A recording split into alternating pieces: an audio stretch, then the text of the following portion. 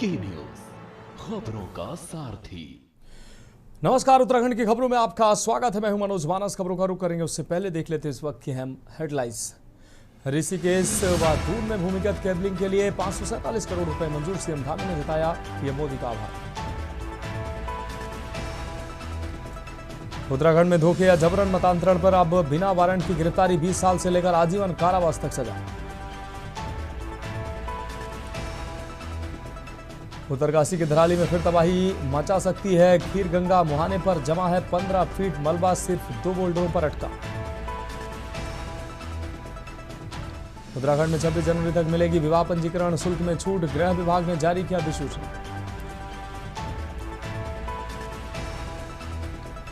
केदारनाथ यात्रा स्थगित, सोनप्रयाग में यात्रियों ने तोड़ा बैरियर, पुलिस ने किया लाठीचार्ज।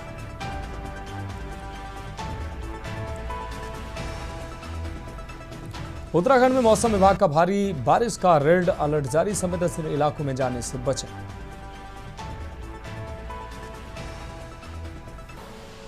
आप देख रहे हैं की न्यूज, खबरों का सारथी। और अब खबरें विस्तार से। हम खबर से बुलेटिन की शुरुआत करेंगे। उत्तराखंड पंचायत चुनाव के परिणाम घोषित किए गए हैं। कहीं भाजपा और कहीं कांग्रेस ने बाजी मारी है। देहरादून में सुखविंदर कौर ने 17 मतों से जीत हासिल की है। अभिषेक सिंह उपाध्यक्ष निर्वाचित किए गए हैं। अल्मोड़ा में भाजपा की हेमा गेड़ा जीती हैं। बागेश्वर जिला पंचायत सीट पर भाजपा का कब्जा हुआ है। उत्तरकाशी में सरोज पवार दोबारा उनको जीत बनी है। नौगांव ब्लॉक प्रमुख का वो दोबारा बनी है। कार्यकर्ताओं में इसको लेकर खुशी देखने को मिल रही है। कांग्रेस ने कब्जाई चक्राता विकास खंड की तीनों सीटें। वहीं देहरादून में जिला पंचायत में कांग्रेस की जीत सामने आई है। सुखविंदर कौर जिला पंचायत अध्यक्ष घोषित किए गए हैं। चमोली जिला पंचायत अध्यक्ष में दौलत सिंह जीते हैं। तो कांग्रेस ने कब्जाई चक्राता विकास खंड की तीनों सीटें। देहरादून में जिला पंचायत में कांग्रेस की जीत हुई है।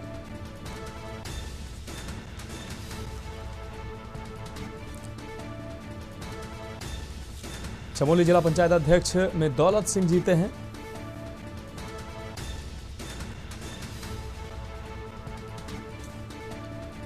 तो जिला पंचायत ब्लॉक प्रमुखों, जिला पंचायत अध्यक्ष के लिए चुनाव संपन्न हुआ है और इस दौरान कुछ सीटों पर कांग्रेस के प्रत्याशियों ने बाजी मारी है, तो कुछ सीटों पर भारतीय जनता पार्टी के प्रत्याशियों ने जीत हासिल की।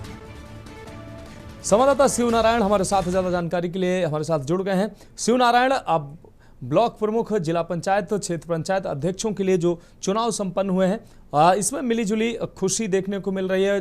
अब कहीं कांग्रेस प्रत्याशियों ने बाजी मारी है तो कहीं भारतीय जनता पार्टी के प्रत्याशियों ने बाजी मारी है। क्या कुछ आज का समीकरण रहा जीत और हार का? देखिए, बताना चाहूंगा जिस तरीके से सुबह से ही मतगणना हुई है, फिर उसके बाद काउंटिंग हुई है और जगह जगह से रिजल्ट निकले हैं, तो उसमें बीजेपी और कांग्रेस, जहां पर बीजेपी के जीते तो उन्होंने खुशी मनाई है, जहां पर कांग्रेस के जीते हैं तो वहां पर कांग्रेस के समर्थन खुशी मनाई है। बात करें देहरादून की, तो देहरादून में इस बार बाजी जो है कांग्रेस के हाथ लगी है, जिसमें उपाध्यक्ष भी और अध्यक्ष भी दोनों ही कांग्रेस के हैं। और कांग्रेस का भी बहुत बड़ा अवसर है कि आगे 2027 के लिए काम करे, तो कहीं ना कहीं एक अवसर मिलता नजर आएगा। और पूरे प्रदेश की बात करें तो कांग्रेस ने अच्छी बढ़त बनाती नजर आ रही है इन चुनाव में।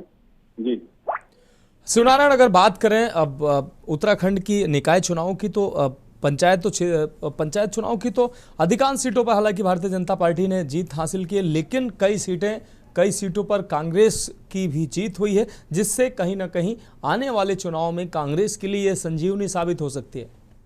हाँ, मैं पूर्व में आपको बताया कि किस तरीके से कांग्रेस ने इस बार मेहनत की है और उसको अच्छा रिजल्ट मिलता है, अच्छी मेहनत का फल मिला है। कई जगहों पर जो जिला पंचायत अध्यक्ष है और ब्लॉक प्रमुख हैं, क्षेत्र पंचायत है, ये सब इनमें अच्छी बढ़त मिली है। तो कहीं ना कहीं लगता है कि 2027 में होने वाले विधानसभा चुनाव में कहीं ना कहीं संजीवनी का काम करेंगे। जिस तरीके से कांग्रेस ने आरोप भी लगाया कि इससे ज्यादा ही हमें बढ़त मिली हुई थी, लेकिन कहीं ना कहीं जो बीजेपी है, बीजेपी ने अपने धन बल और सरकारी मशीनरी का दुरुपयोग क्या है, जिसको लेकर के जो हमारे कैंडिडेट, समर्थित कैंडिडेट जीते थे, उनको भी अपनी तरफ कर लिया है। चाहे डरा के करा हो, धमका के करा हो, या धन से किया हो, या बल से किया हो, कि जिस तरीके से अभी किया हो उन्होंने अपनी तरफ से ले और अपनी संख्या को बढ़ा दिया है। जी हाँ बिल्कुल शिवनारायण, इस तमाम जानकारी के लिए आपका बहुत बहुत शुक्रिया। तो उत्तराखंड पंचायत चुनाव के परिणाम घोषित हुए हैं।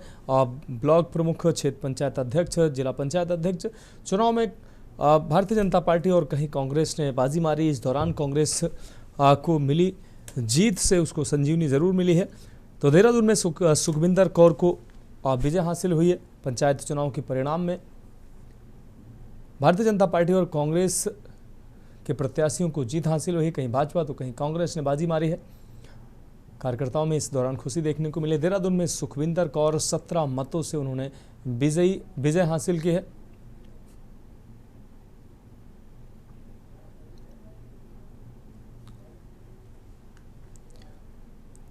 और अब बात कर लेते हैं डोईवाला की। डोईवाला ब्लॉक में कांग्रेस का दबदबा देखने को मिला है। ब्लॉक प्रमुख बने कांग्रेस नेता गौरव चौधरी।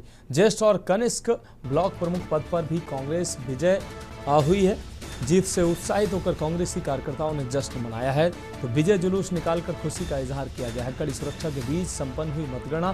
ब्लॉक प्रमुख सहित तीनों पदों की मतगणना पूरी हुई है। मंजू नेगी को 12 मत मिले हैं। भाजपा समर्थित ब्लॉक प्रमुख प्रत्याशी थी मंजू नेगी।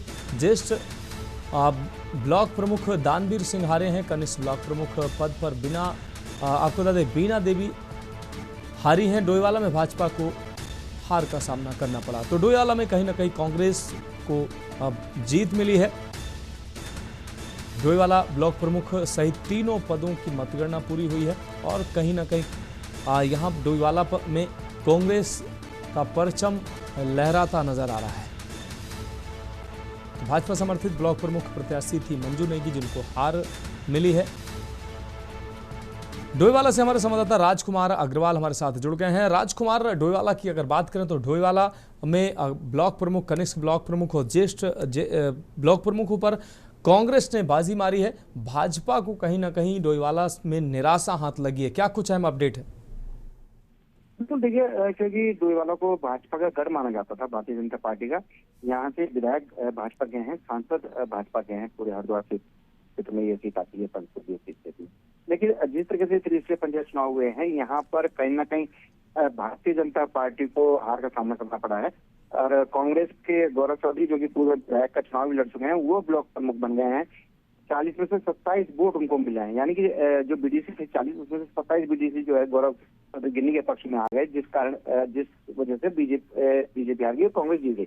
इसी तरीके से बीजेपी ने दोनों और पदों पे उप प्रमुख उनको कहा जाता है, ज्येष्ठ और कनिष्ठ, दोनों पदों पर हार का सामना करना पड़ा भाजपा को। ये दोनों सीट भी कांग्रेस के पास चली गई। तो कुल मिला के हम कह सकते हैं डोईवाला में अब जो ब्लॉक प्रमुख का जो समीकरण है वो कहीं ना कहीं कांग्रेस में हो चुका है। इसी प्रकार से अगर हम जिला की बात करें, जिला पंचायत अध्यक्ष की, वो भी डोईवाला में जो मादरी ग्रांट है जिला पंचायत सीट, वहां से सुखविंदर कौर जिला पंचायत सदस्य बन के गई थी। उन्होंने जिला पंचायत अध्यक्ष के पद पर देहरादून में जीत हासिल की है। यानी कि जिला पंचायत अध्यक्ष में भी कांग्रेस का दबदबा हम देख रहे हैं, इस समय बन गया है। तो पूरे देहरादून में इस समय भले ही कुछ ब्लॉक प्रमुख की सीटें भाजपा ने जीती हैं, रायपुर की हो या फिर विधानसभा की हो, लेकिन जो जिला पंचायत अध्यक्ष है, इसके अलावा डोईवाला ब्लॉक प्रमुख है, उस पर कांग्रेस की जीत हुई है। कांग्रेस इसको अपनी बड़ी जीत मान के चल रही है। कह रही 2027 का ये एक प्रकार से सेमीफाइनल है। आगे क्योंकि जनता नाराज है, चाहे वो बिजली के बिल को लेकर हो, पानी के बिल को लेकर हो, या इसके अलावा अन्य तमाम समस्याएं, उनको लगता है कांग्रेस को कि ये कहीं ना कहीं जनता ने उनके पक्ष में मतदान किया है। इसी वजह से क्या है, और कांग्रेस इसको अपनी बड़ी जीत मानती है। जी हाँ, निश्चित रूप से। अब आप जिस तरह आपने कहा राजकुमार कि कांग्रेस ने जनता के मुद्दों पर चुनाव लड़ा और कहीं ना कहीं कांग्रेस को जीत हासिल हुई है। भारतीय जनता पार्टी का ये गढ़ माना जाता है डोईवाला, लेकिन डोईवाला की जनता ने जिस तरीके से भारतीय जनता पार्टी से बेरुखी दिखाई है, आने वाले चुनाव में कांग्रेस के लिए संजीवनी साबित हो सकती है। कांग्रेस के जो बड़े नेता हैं बहुत ज्यादा उत्साहित हम देख रहे थे कि उनके जुलूस में आतिशबाजी की जा रही थी, मिठाइयाँ की जा रही थी, और हर नेता उत्साहित इसलिए भी था क्योंकि उन्होंने भाजपा को उसके घर में रहा है। इससे पहले जो चुनाव हुए थे, नगर निकाय चुनाव, उसमें भाजपा ने एक तरफा जीत हासिल की थी। हालांकि भारतीय जनता पार्टी की तरफ से प्रदेश अध्यक्ष कह रहे हैं कि हमने 90% जो है इस चुनाव में जीत हासिल की है। पंचायत चुनाव में। लेकिन धरातल पर अगर स्थिति देखें, कहीं ना कहीं कांग्रेस ने बहुत अच्छी अपनी हम कह सकते हैं कि शुरुआत की है इस चुनाव में और कम बैक किया है इस पंचायत चुनाव के माध्यम से। तो कांग्रेस के नेता उत्साहित हैं, वो अपने दावे कर रहे हैं। भाजपा अपने दावे इसलिए कर रही है क्योंकि सत्ता में है। तमाम कहा जा रहा है कि जो 10 जिला पंचायत अध्यक्ष बने हैं वो भाजपा से जुड़े लोग हैं।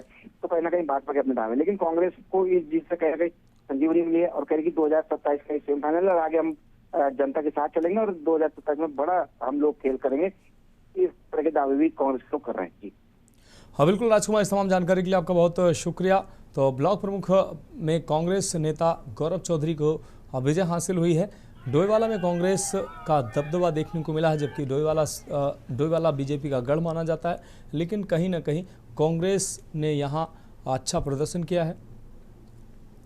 अब बढ़ेंगे अगली खबर की। उत्तराखंड उच्च न्यायालय ने नैनीताल जिला पंचायत अध्यक्ष और उपाध्यक्ष के लिए वोटिंग में आए कुछ सदस्यों को एक दल द्वारा अगवा किए जाने संबंधी प्रार्थना पत्र में न्यायालय पहुंचे 10 सदस्यों को हाईकोर्ट सुरक्षा में मतदान करने के आदेश दिए। न्यायालय ने आपको बता दें एसएसपी को 5 अपहृत सदस्यों को तलाश कर वोट करवाने को कहा और शाम 4:30 बजे जिलाधिकारी के साथ न्यायालय में उपस्थित होने को कहा। न्यायालय ने कहा नैनीताल के जिला पंचायत अध्यक्ष और उपाध्यक्ष पद के लिए आज 27 चयनित सदस्य मतदान करने वाले थे। खबर आई कि सवेरे कुछ सदस्यों का अपहरण कर लिया गया। इस बात को लेकर कांग्रेस समर्थित पक्ष 10 सदस्यों को लेकर उच्च न्यायालय पहुंचा।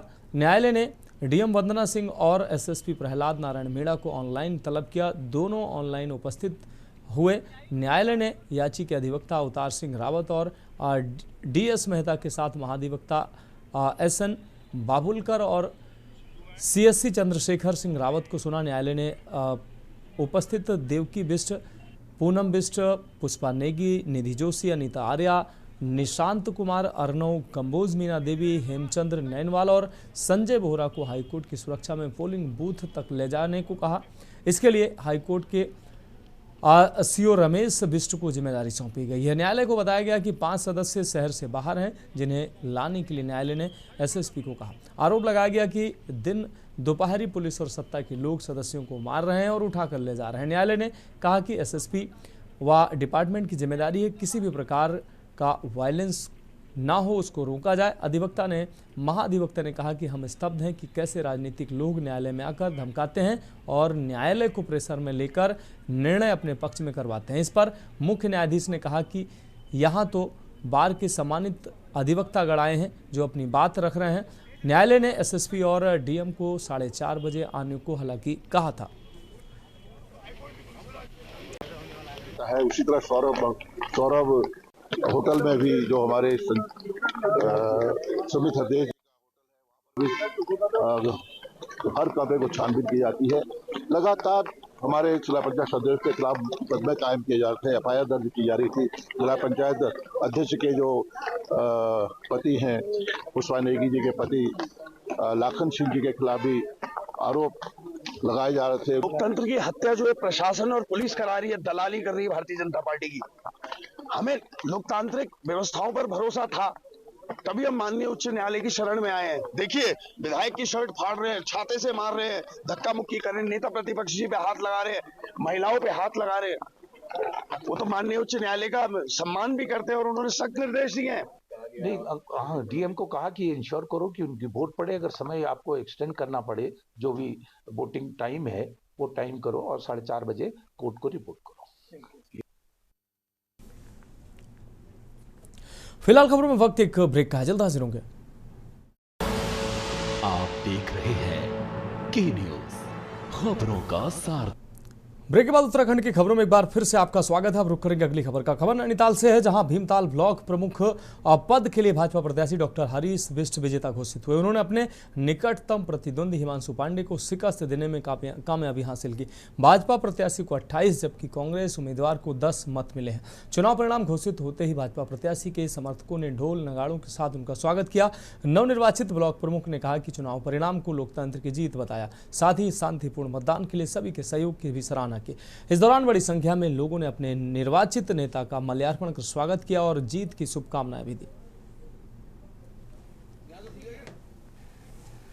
थोड़ा सा। ये लोकतंत्र की जीत है। जिस प्रकार से भीमताल ब्लॉक में शांतिपूर्ण तरीके से चुनाव हुआ और हम सब लोगों ने शांतिपूर्ण तरीके से चुनाव लड़ा। आज से नहीं, 2003 में पहला चुनाव लड़ा था। उसके बाद से लगातार पंचायतों में जब भी हम चुनाव लड़ रहे हैं, कभी कोई ऐसी अप्रिय घटना या प्रशासन के कभी हाथ पांव नहीं खुले, हमेशा शांतिपूर्ण तरीके से हुआ। आज भी बड़े शांतिपूर्ण तरीके से हुआ, जबकि अन्य जनपदों में, विकास खंडों में बहुत सी जगह शिकायत आ रही, कहीं किडनैपिंग हुई। यहाँ हर आदमी अपनी स्वेच्छा से वोट देता है और जब उसका दिल जीता जाता है उसके बाद वोट देता है। आज इस प्रचंड जीत के लिए और हमें 5वीं बार इस ब्लॉक कमेटी की कुर्सी पर हासिल करने के लिए समस्त भीमताल वासियों का और भीमताल विधानसभा वासियों का बहुत बहुत धन्यवाद। पढ़ेंगे अगली खबर की ओर। नशा मुक्त भारत अभियान की 5वीं वर्षगांठ के अवसर पर जिले में जिलाधिकारी कार्यालय, विकास भवन और मुख्य चिकित्सा अधिकारी कार्यालय में कर्मचारियों को नशा मुक्त अभियान की शपथ दिलाई गई। वरिष्ठ पुलिस अधीक्षक देवेंद्र पींचा द्वारा पुलिस कार्यालय में उपस्थित पुलिस बल को शपथ दिलाई गई। इस अवसर पर एसएसपी द्वारा समाज में नशा मुक्ति के लिए समाज में लोगों को जागरूक करने और संस्कृति को बढ़ावा देने, युवाओं को नशे से बचाने की पुलिस बल व जनमानस को नशा मुक्त भारत अभियान की शपथ दिलाई गई। इस दौरान सीओ गोपाल दत्त जोशी ने कहा कि पुलिस द्वारा लगातार नशे के खिलाफ लोगों को जागरूक किया जा रहा है।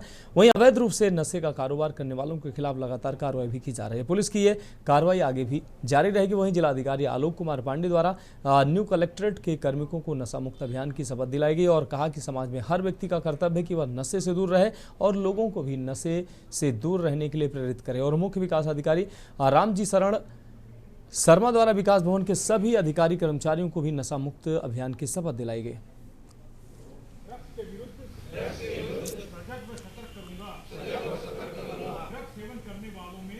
नशा मुक्त अभियान के अंतर्गत ये जो कार्यक्रम है, नशा मुक्ति के संबंध में ये लगातार यहाँ चलाए जा रहे हैं और इसी क्रम में नशा मुक्ति की जो 5वीं वर्षगांठ है, इसके संबंध में आज जितने भी हमारे कार्यालय थे और जितने भी थाना चौकी, इन सब में हमने नशे के विरुद्ध अभियान के अंतर्गत ये शपथ ली है और लोगों को नशे के जो दुष्प्रभाव हैं इससे बचाने के लिए लोगों में जागरूकता अभियान चलाने के लिए इस कार्यक्रम को आयोजित किया है। इसके खिलाफ अल्मोड़ा पुलिस का अभियान लगातार जारी है और अलग अलग समय पे आपने देखा होगा कि हमारे द्वारा लगातार इसके जो स्मैक है और जो चरस है और जो गांजा है, जितने भी अवैध जो नशे के उपयोग में आने वाली चीज़ें हैं, इनके विरुद्ध लगातार पुलिस की कार्रवाई जारी है और ये कार्रवाई अल्मोड़ा पुलिस की लगातार जारी रहेगी। हम रुक करेंगे अगली खबर का। खबर उधम सिंह नगर से, जहां आसमान से जारी बारिश अब आफत साबित हो रही है। पहाड़ सहित मैदानी इलाकों में अब बारिश तबाही का मंजर दिखा रही है। जिले के बाजपुर क्षेत्र स्थित लेवड़ा नदी एक बार फिर देर रात उफना गई, जिससे इलाके में दहशत का माहौल बन गया। ये वही नदी है जिसने पिछली बार एक मासूम की जान ली थी। हालांकि प्रशासन ने एहतियातन अस्थायी इंतजाम कराए थे, लेकिन मौसम के तेवरों के आगे सारी तैयारियां बेअसर साबित होती दिखाई दे रही हैं। स्थानीय बासिंदों का कहना है कि लगातार हो रही भारी बारिश ने फिर से नदी के जलस्तर को खतरनाक स्तर पर पहुंचा दिया है, जिससे बाढ़ का पानी लोगों के घरों में घुस चुका है। मुख्यमंत्री पुष्कर सिंह धामी ने लेवड़ा नदी पर 2 पुलों को ऊंचा करने और तटबंध निर्माण के लिए 23 करोड़ रुपए की स्वीकृति दी है, जिसका काम मानसून के बाद शुरू होगा। फिलहाल हालात इतने गंभीर हैं कि लोग अपने अपने दरवाजों को मिट्टी से भरे कट्टों से बांधने का जतन कर रहे हैं। इसके बावजूद पानी घरों में घुसकर लोगों की जिंदगी बेहाल कर रहा है। इस तबाही ने लोगों की रातों की नींद और दिन का चैन छीन लिया है। इसलिए हर आंख आसमान की ओर टकटकी लगाकर बारिश थमने की बाट जो हो रही है।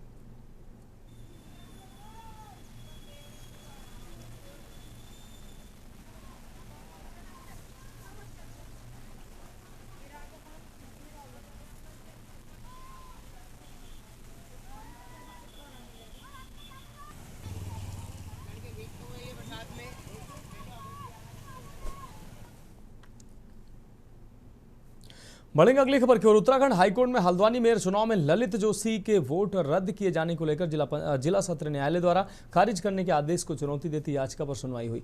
मामले की सुनवाई के बाद कोर्ट की खंडपीठ ने निचली अदालत के फैसले को बरकरार रखते हुए ललित जोशी की याचिका को ये कहते हुए खारिज कर दिया कि इलेक्शन याचिका एक्ट के अनुसार समय अवधि पूरी होने के बाद दायर की गई जो याचिकाएं हैं वो असंवैधानिक हैं। आपको बता दें कि हल्द्वानी से कांग्रेस के मेयर प्रत्याशी ललित जोशी ने नैनीताल जिला सत्र न्यायालय में इलेक्शन याचिका दायर कर कहा कि उनके वोटों को गलत तरीके से रद्द किया गया।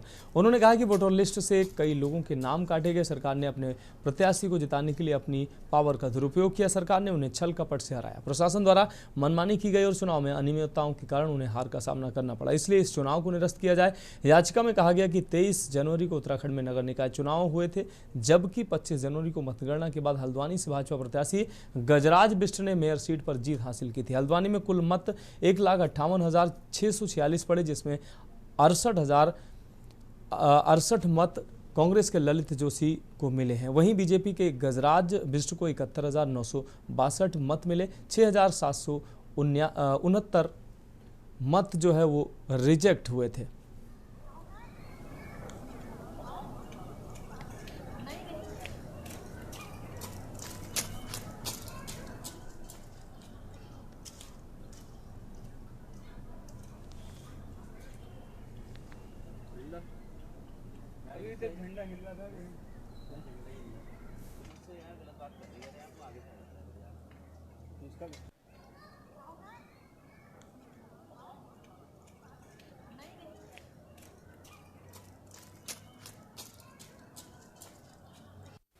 आज माननीय उच्च न्यायालय में जिला जज के आदेश को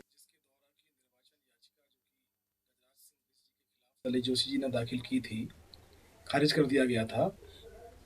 उस आदेश के खिलाफ यहाँ पर याचिका दाखिल की गई। उस आदेश को चुनौती देते हुए माननीय न्यायालय ने दोनों पक्षों के तर्कों को सुनने के उपरांत याचिका को खारिज कर दिया है और जिला जज के आदेश को सही ठहराया है।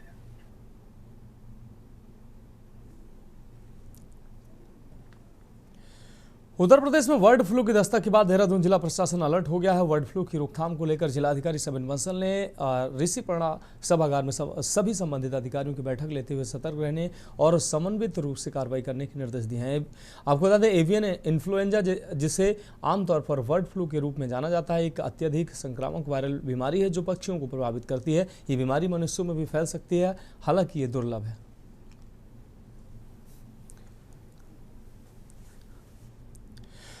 तो फिलहाल उत्तराखंड की खबरों में अभी के लिए मेरे साथ इतना ही। मुझे दीजिए इजाजत और आगे आप देखिए के न्यूज इंडिया का विशेष कार्यक्रम मंथन हमारे प्रधान संपादक दुर्गेन चौहान जी के साथ।